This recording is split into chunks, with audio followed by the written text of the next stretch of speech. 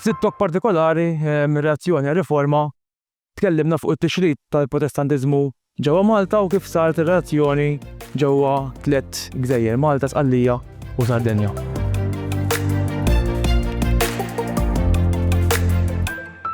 Illum ninsabu ġewwa l-Palazz tal-Inquisitor fil-Birgu fejn ġejna niltaqgħu ma' Callus li huwa riċerkatur u studjuż tal-Inkwisizzjoni.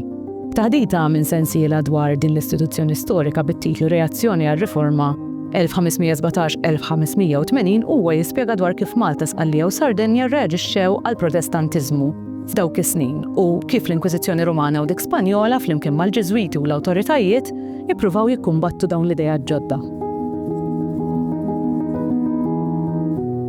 Is-suġġett ġiet interessat lih minn eta vera żgħira, meta l-iskola kienu semmew fuq Martin Luther, l-individu inspirani u xtaqt nara wkoll mal-ħin kif l-idejat tiegħu waslu Malta u kif ukoll meta mbagħad rajt ċertu informazzjoni miktuba minn diversi storiċi, professor Kassar, Alexander Bonnici eżempju, kif imbagħad tqabblet ukoll ma' gżejjer l-oħrajn biex naraw f'kuntest ġenerali fil-Mediterran. L-Inkwisizzjoni ħafna drabi jiġġenera dal-feeling ta' biża' sewwa. Fil-verità, eżempju l-ewwel qed infika ta' tortura. It-tribunali sekulari kienu jużaw ukoll it-tortura ħafna drabi kien ikun għar minn tal-Inkwisizzjoni.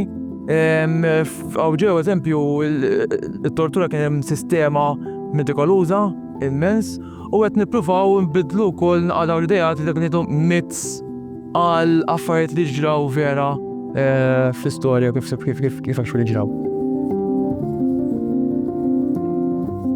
Riċerkajt it-tixrid tal-Protestantizmu kif iġġenera, kif beda ġewwa Wittenberg fil-Ġermanja fl-1517, kif imbagħad wasal ġewwa l-Gżejjer, meaning Malta, Sicily u Sardinia, kif beda jinfirex u mbagħad rajna il-metodi li użaw biex jitwaqqaf dan it-tixrid. So fil-każ ta' Malta kellek l-Inkwiżizzjoni Rumana, fil-każ ta' Sicily u Sardinia kellek l-Inkwiżizzjoni Spanjola, kellek ukoll il-Ġeżwiti ġewwa Sicily u Sardinia imma neqsin minn Malta u kellek ukoll l-istat overall fil-Ordni Malta u l-viċirejiet ġewwa Sicily u Sardinia u lejna naraw holistikament x'modi jużaw biex dan jitwaqqaf.